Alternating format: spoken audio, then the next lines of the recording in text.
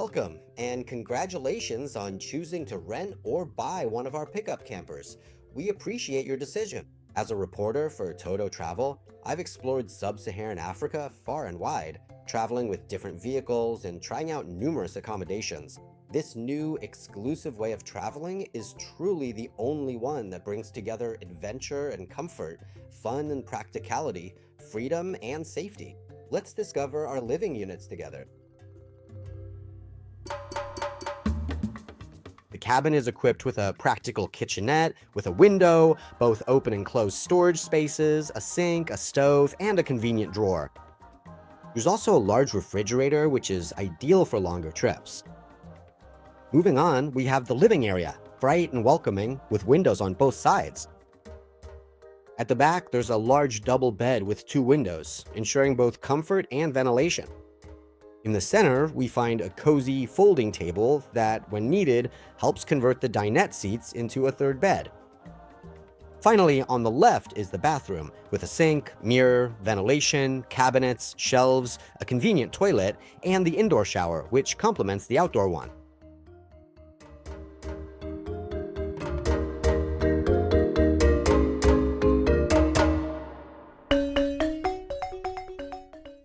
First, let's set up the ladder, making sure it's stable. Then we take off our shoes, as usual. Using the designated key, we'll open the lock.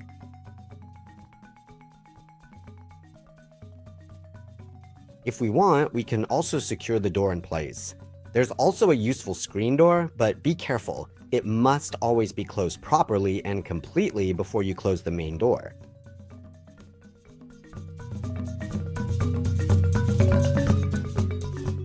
As soon as you enter, up on the right, you'll find the cabin's brain, the control panel.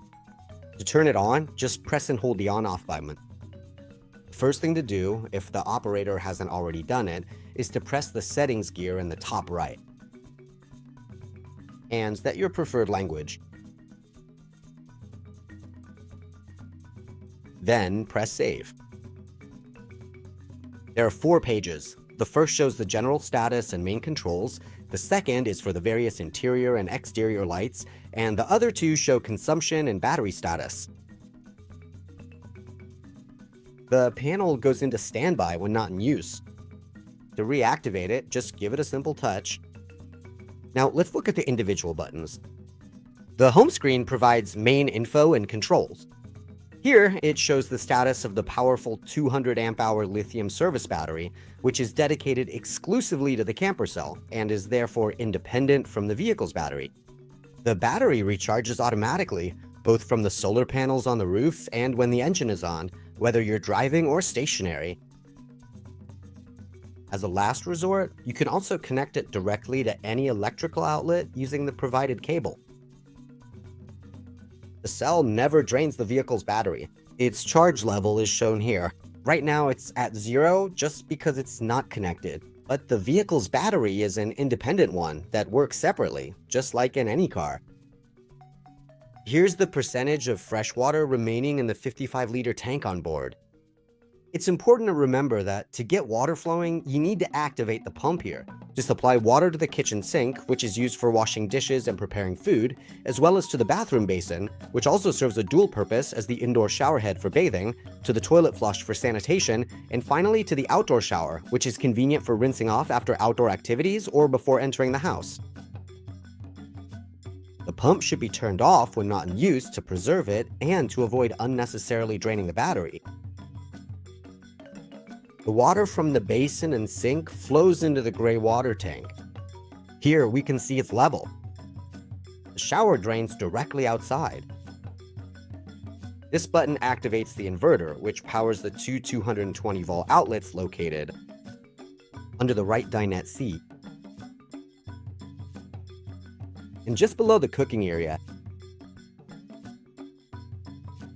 the inverter is also needed for the hot water boiler, which we'll talk about shortly. Very important, the inverter and the boiler are the only things that consume a lot of battery power, so use them only when needed, and always remember to turn them off. Here, you'll find the control for the bilge pump to empty the gray water tank, which we'll explain later. Finally, within easy reach, is the switch for the outdoor light, which illuminates the rear area by the door. Swipe into the second page, we again find the bilge control at the top, which we'll discuss later, but most importantly, the controls for most of the LED lights, which allow you to illuminate the interior and exterior of the cell in numerous ways, creating your preferred atmosphere. Let's start with the outdoor light above the door. Here, you turn on the ambient LEDs under the dinette seats. Here is the light for the double bed. Then we have the outdoor light, which is located on the left side of the area, as well as the dedicated lighting that is specifically designed for the cooking area.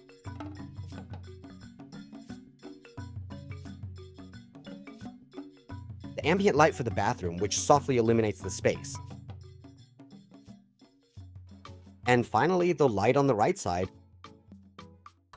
Speaking of lights, there are others that turn on directly without going through the control panel.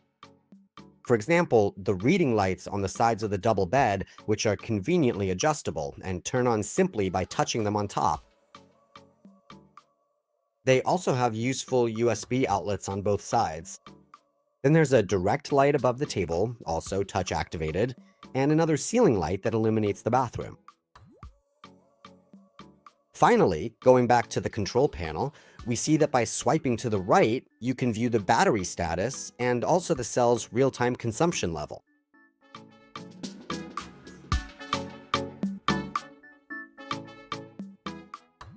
In addition to the entrance door, the cell is equipped with 5 windows for excellent ventilation and a 360-degree view. The windows have double-pane blackout glass, and they all work the same way. They're equipped with a blackout blind, useful for both privacy and for blocking the sun, and it's advisable to keep it closed during travel to improve thermal insulation. To open the window, just press the red locking button, and while holding it down, turn the levers. This operation must be repeated for all the levers. At this point, the window can be opened to the desired height. All the openings are also equipped with a sliding mosquito net, which is simple to use.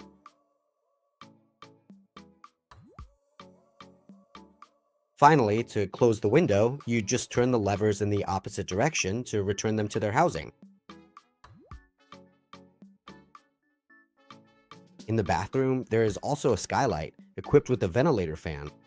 To open it, you gently turn the small knob. The switch allows it to operate in 2 modes. One, as a fan, by pressing it to position 1. 2, as an air extractor, in position 2.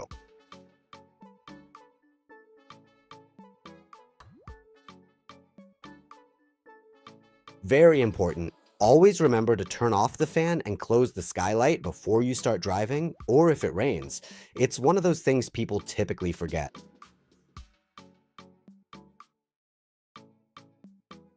The cell is full of storage spaces, cleverly built into different areas. Drawers and cabinets open by first pressing the button. Some are automatically lit when opened. It's important to make sure they are closed securely to prevent them from accidentally opening during travel.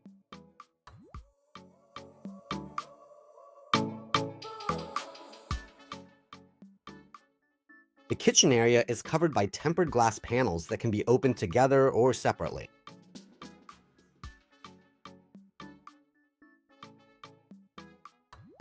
It's important to replace the rubber joining strip before you start traveling again.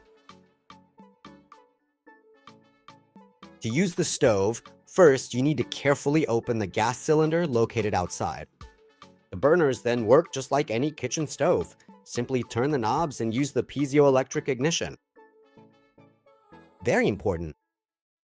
After each use, always remember to also close the external gas cylinder tightly. After every single use.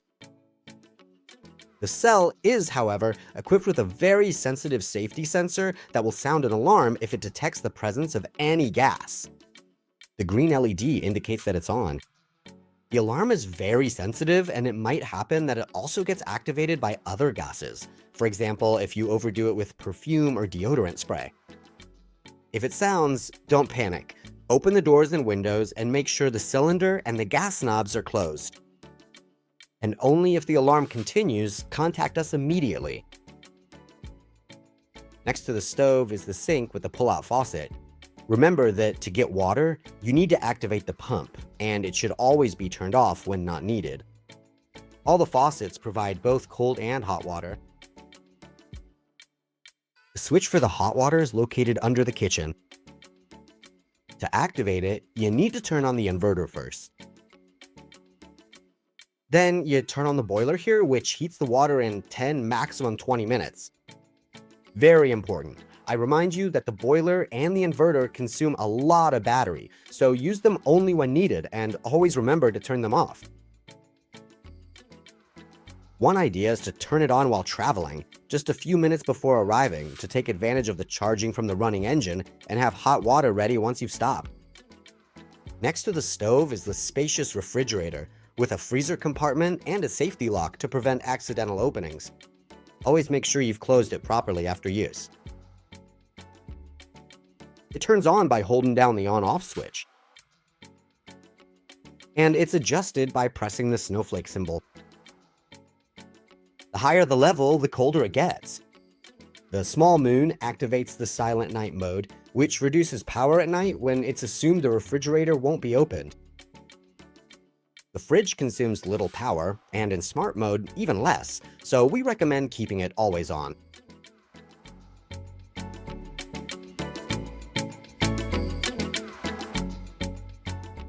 The small table can be folded like a book to sit comfortably or move easily towards the bed.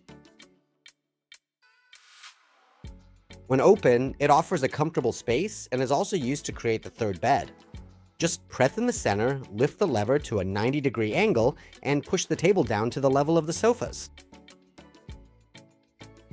Once the lever is closed, just place the extra cushion in the center and use the backrest cushions from the sofas to complete the bed.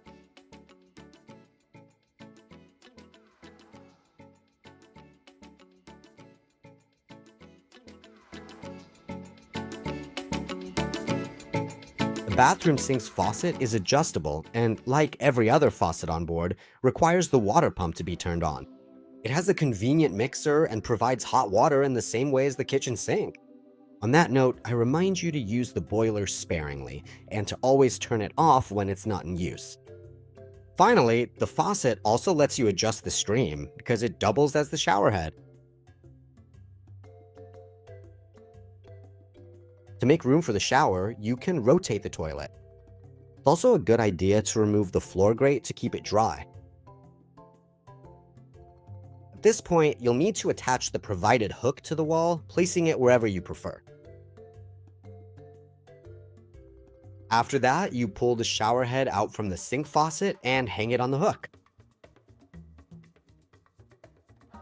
To use the toilet, be aware, only the first time with an empty cassette, you first need to add the chemical packet if this hasn't already been done by the operator. To do this, you have to open the slide valve using the lever under the bowl and drop one of the provided packets into the cassette. Since you need to add a little water, you can also do this by using the toilet's flush button directly, which is located behind the bowl, and letting it run for a few seconds. Now you can use the toilet normally for several days until the cassette is full, simply by opening the slide valve before each use and, most importantly, remembering to close it.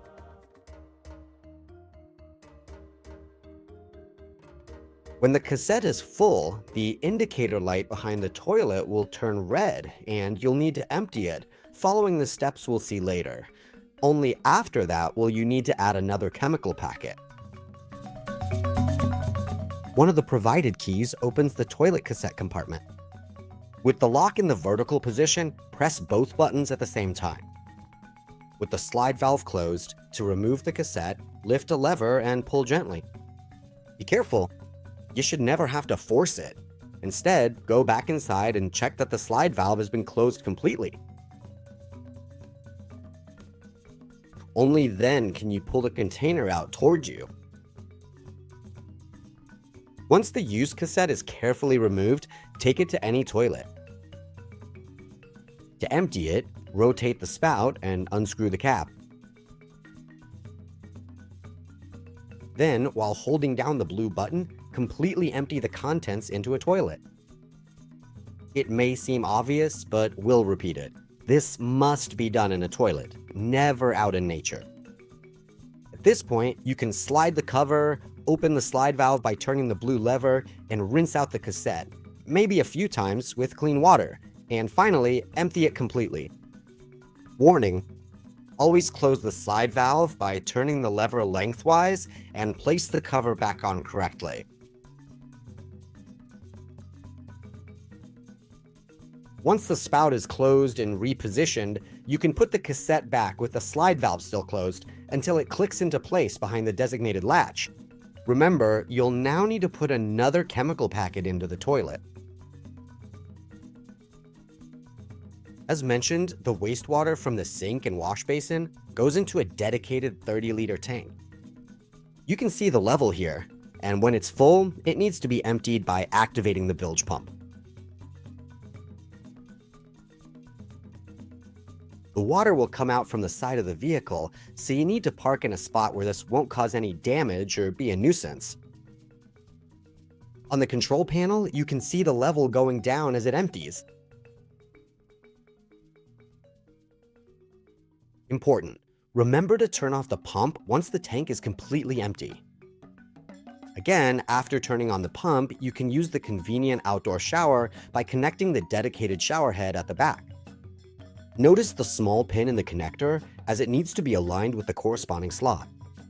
The hose connects with a light push. To get water, just press the lever on the shower head. Here too, you can adjust the temperature, hot or cold. By pressing the collar, you can then remove the hose to put it away. To refill the fresh water tank, which supplies the showers, faucets, and toilet flush, just open the cap with a special key, insert the provided hose into the opening, and connect the other end to a tap. From the internal control panel, you can see the water level rise in real time. The camper is equipped with an awning. To set it up, first remove the screws from their designated housings. Then insert the poles before screwing them back in.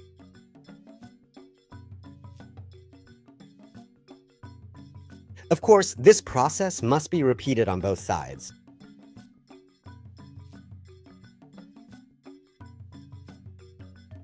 With a special hooked extension rod, you then turn the eyelet to extend the awning to the desired length.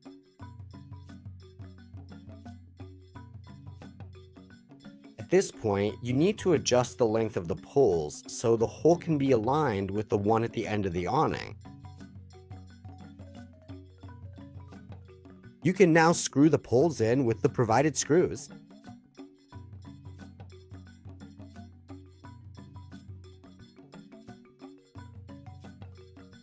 Once everything's assembled, you might need to readjust the length of the support poles to better level the awning.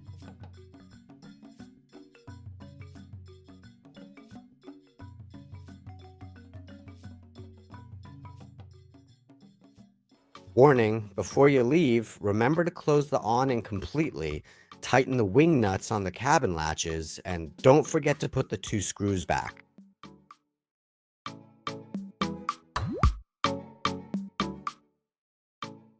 The heater runs on diesel from the external tank. Warning: remember to open the vent to let some air in before use, and most importantly, close it as soon as you're done to prevent dripping. The heater is turned on and adjusted using this small panel. For operating instructions, we refer you to the link below. If you've chosen the portable cooler or other accessories, the operator will provide you with all the relevant instructions, which you'll also find at the links below. Warning: inside the rented campers, it is strictly forbidden to smoke or use electronic cigarettes. even if you are leaning out of the window.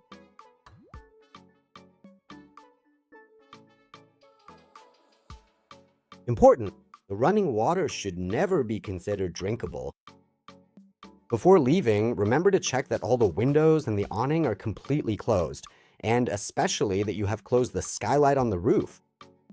Drive with caution, considering the weight and especially the vehicle's dimensions and blind spots, particularly in turns and during maneuvers.